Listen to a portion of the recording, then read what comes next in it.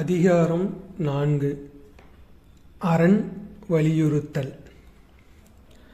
சிறப்பீனும் செல்வமும் ஈனும் அறத்தினூங்கு ஆக்கம் எவனோ உயிர்க்கு. சிறப்பீனும் செல்வமும் ஈனும் அறத்தினூங்கு ஆக்கம் எவனோ உயிர்க்கு.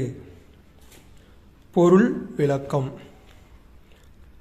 உலகில் உள்ள உயிர்களுக்கு சிறப்பையும் செல்வத்தையும் அளிப்பது அறமே ஆகும். அந்த அறத்தை விட இந்த உயிரினங்களுக்கு மேன்மையானது வேறெதுவும் இல்லை.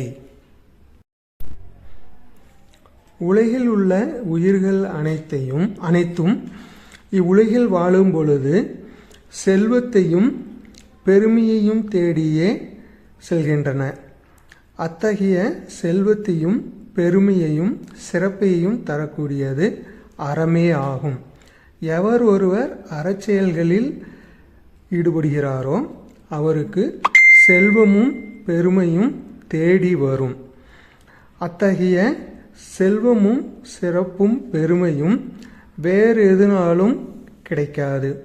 எனவே உலகில் மனிதர்கள் அறத்துடன் செயல்பட்டு அவர்கள் விரும்பும் செல்வத்தையும் பெருமையையும் அறத்தின் மூலமே பெற முடியும் என்பதை வலியுறுத்துகிறார் வள்ளுவப் பெருந்தகை.